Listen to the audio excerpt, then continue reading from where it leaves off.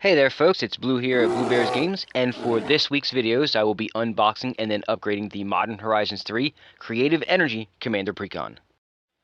Before I get to today's video, I want to first take a moment to ask for your help in supporting my channel.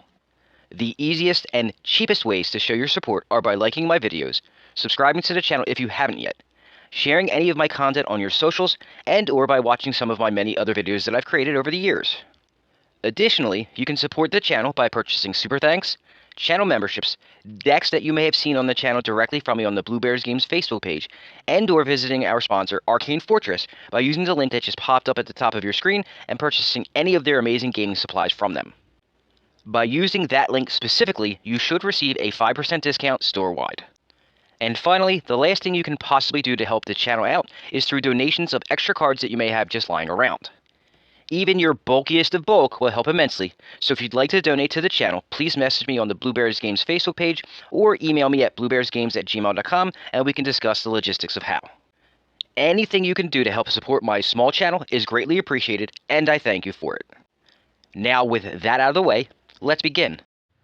This video will be the unboxing of the Precon, where I'll show you everything that comes in the box, including the deck card by card, and then tomorrow's video will be my upgrade guide, where I'll go over some options on what I believe you should take out and then add back in to help make the deck more fun to play a little better, or best case scenario, both. This deck's color identity is red, white, and blue, also known as Jeskai, and uses Satya Aetherflux Genuis as the commander. Satya is 1 white, 1 red, 1 blue, and 1 generic mana to cast for a 3/5 legendary human artificer with menace, haste, and an ability that says whenever she attacks, create a tapped and attacking token that's a copy of up to 1 other target non-token creature you control, and you get 2 energy counters. At the beginning of the next end step, sacrifice that token unless you pay an amount of energy equal to its mana value. Let me preface this whole thing off by saying once again that I'm not a fan of energy counter themes. Never have been, never will be. I'm just simply not a fan of having to spend more resources for a spell or ability when I've already had to spend mana, life, or whatever else already. It just seems inefficient and takes longer to set up your payoffs. With that said though, I'm going to treat this like every other unboxing and keep an open mind. Hopefully there will be something in here that surprises me and changes my mind. Hey, it could happen, so let's just jump right into it and I'll show you what's in the box. So here we have the box. This is what it looks like on the outside. It has the Jeskai colors, which is blue, red, and white, like I told you earlier. Creative energy on the front. It says energy counters, powerful payoffs. On the back, we have a picture of the commander, which is Satya Aetherflux Genuis. It's a little small, that's why I tell you about it before I get to this part. So let's just open it up. Hopefully the ripcord works this time, because it has not. It did not. Close enough, though. And let's take a look at everything inside.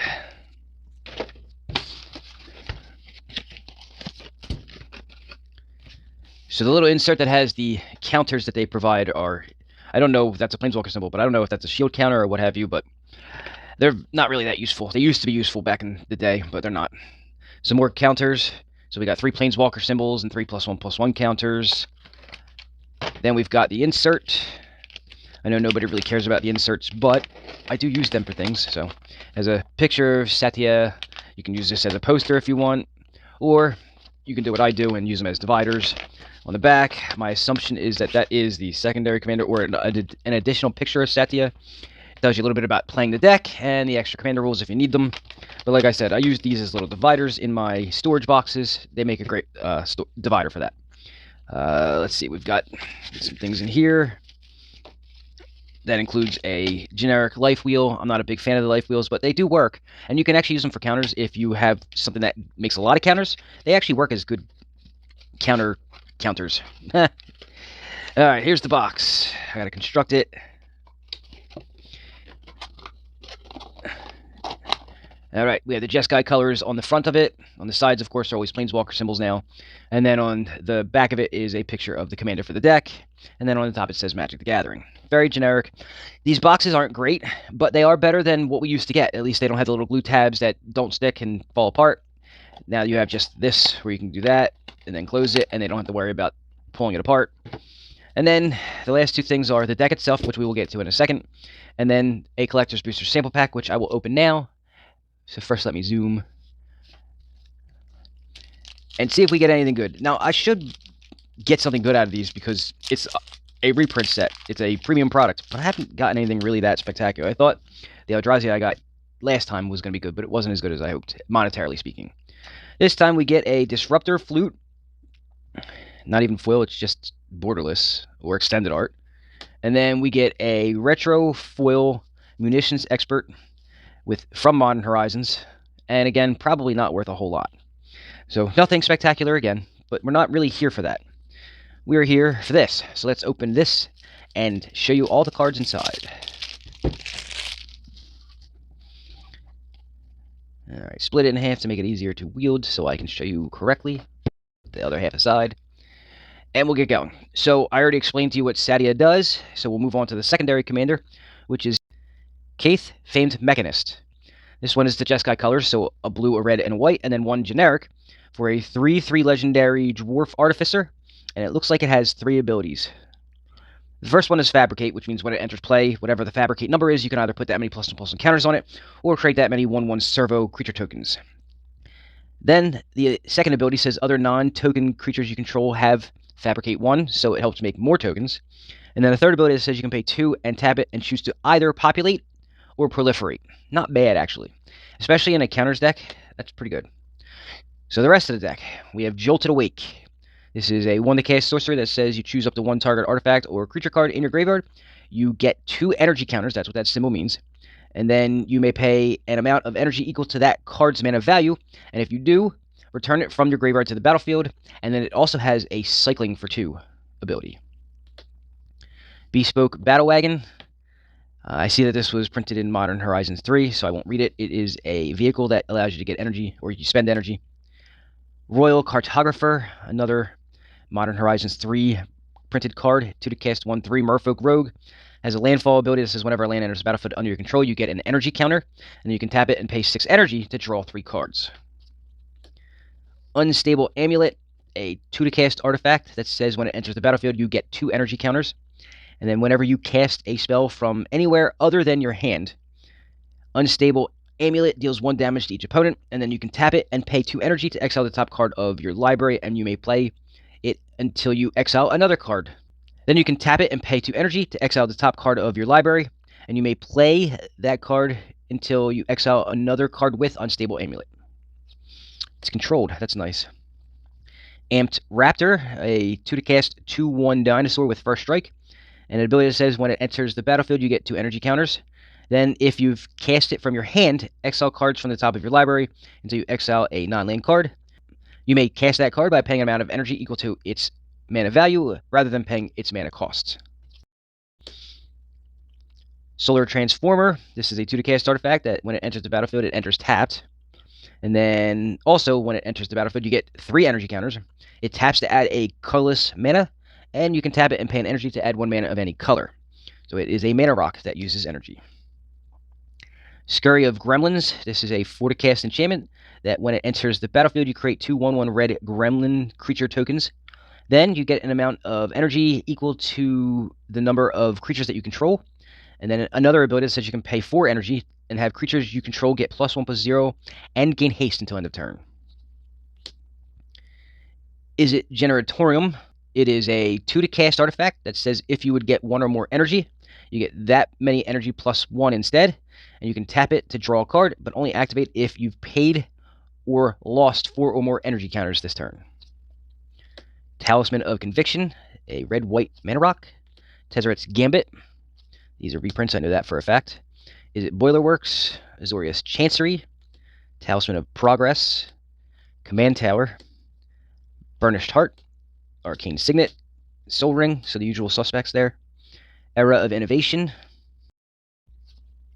Sphinx of the Revelation. Filigree Racer. Localized Destruction. I do not recognize this one.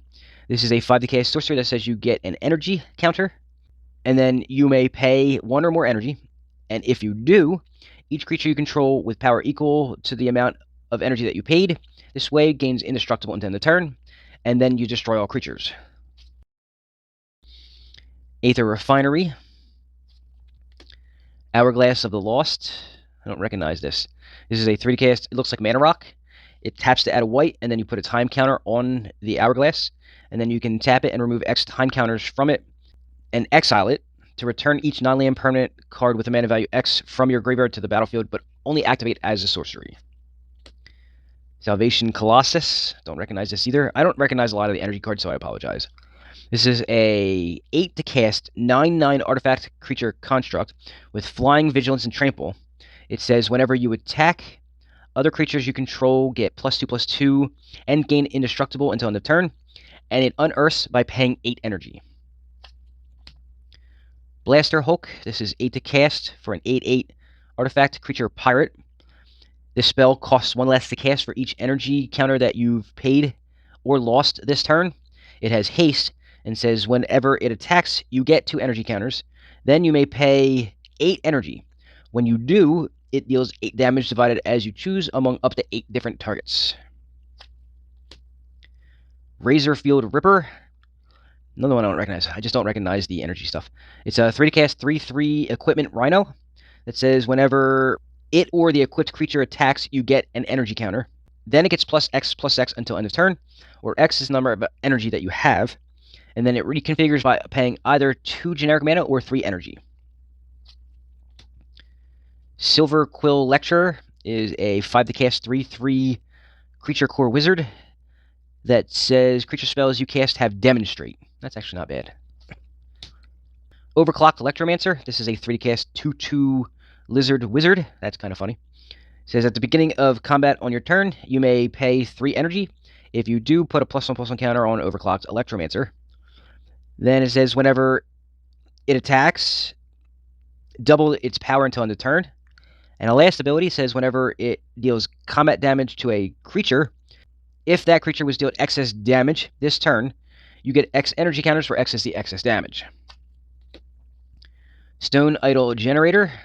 This is a 5 to cast artifact that says whenever a creature you control attacks, you get an energy counter. And then you can tap it and pay 6 energy to create a 6/12 colorless construct artifact creature token with trample, but you can only activate this as a sorcery. Aurora Shifter. This is a 2 to cast 1/3 shapeshifter. It says whenever it deals combat damage to a player, you get that many energy counters. And at the beginning of combat on your turn, you may pay 2 energy. And when you do, it becomes a copy of another target creature you control, except it has this ability, and whenever this creature deals combat damage to a player, you get that many energy counters. Conversion Apparatus. This is a 3 to cast artifact that looks like a mana rock. It taps to add a colorless, or you can pay 3 and tap it to get 3 energy counters, or you can tap it and pay 3 energy counters to add 3 mana and any combination of colors that you like. Gonti's Aetherheart. I know this is a reprint. I've used it as a combo in another deck. Lightning Runner, that is a reprint. Aethertide Whale. Aether Geode Miner. Aethersphere Harvester, these were all reprints. Bident of Thassa. Temple of Enlightenment. Battlefield Forge. Mirror Battlesphere. Grenzo Havoc Razor. Coveted Jewel. Goldspan Dragon. Legion Loyalty. Mystic Gate. Akroma's Will, Adhikar Wastes, Broodclad. This is all about counters and tokens. Shivan Reef, Coalition Relic, Combustible Gearhulk, Aetherworks Marvel. It's a good reprint for this deck. Angel of Invention, Confiscation Coup, Aetherstorm Rock, Aether Squall Ancient, Frostboil Snarl, Austere Command, Fury Calm Snarl, Midnight Clock, Professional Facebreaker. So that's the first half of the deck. A lot of reprints there. A lot of cards I didn't recognize. They may have been reprints. Farewell. Good board wipe. Port Town. Temple of Triumph. Sadbot. Solemn Simulacrum. Temple of Epiphany. Prairie Stream. Skyclave Apparition. Castle Vantress. Aether Hub. We're into a lot of reprints now. The Coction Module. Glimmer of Genius. Whirler Virtuoso, that's a combo piece right there. Talisman of Creativity, STP or Swords to Plowshares, Wayfarer's Bauble, Demolition Field, Mystic Monastery. Oh, and I think we're pretty much done. Let's go basics here. Plains, lots of them. Islands, and mountains. And then we've got the thick version of Satya. As you can see, it's a little harder to bend. It's a little thicker. And then we've got the counters. So we've got energy counters, naturally. They should have included a bunch of these. Aetherborn, Illusion, Phyrexian Mirror, Copy, lots of copies there. Construct, Aetherborn. And then on the other side, we've got Thopter, Mirror, Thopter, Gremlin, Treasure, Servo. My guess is that this is just an energy reserve, not an energy counter. So if you have little beads or something like that, you just put them on there and take them off. And that, my friends, is what comes in the Modern Horizons 3 Creative Energy Commander Precon. I'll start with the good news. Out of the box, you already have a combo that creates an infinite number of 1/1 flying Thopter tokens thanks to Gonti's Aetherheart, Decoction Module, and Whirler Virtuoso. The bad news is that's about the only good thing this deck can do. The rest of the deck just feels like they made a subpar energy commander, gathered any card that makes energy counters up, threw them together, boxed it up, and said, here's your new energy counter deck. I mean, honestly, Satya only really synergizes with a handful of cards in the deck outside of the fact that it can create energy counters. Had they made Satya's ability be an at the beginning of combat trigger rather than a when it attacks trigger, that would have created a lot more synergy with the rest of the deck, and possibly gave this deck a chance to be at least on par with the other precons. In my opinion, this may be one of the top 3 worst precons I've seen so far. The only redeeming qualities are a few cards not related to energy whatsoever were included that have a somewhat decent monetary value like Achroma's Will, Farewell, and Professional Facebreaker. The big question here is what can we do to fix this pile of crap? Off the top of my head, I'm not sure, but you best believe I'm going to do some research and show you what I find in tomorrow's upgrade guide. It's going to be a wild ride, so be sure to check back tomorrow to see what I come up with.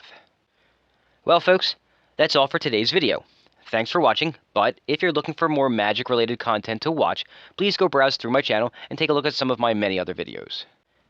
Before you go, though, please smash that like button and subscribe to the channel if you haven't yet so you can be notified when I release new content, which I do every Friday, sometimes on Saturdays, and now occasionally on Mondays. Have a great day, and I will see you all tomorrow.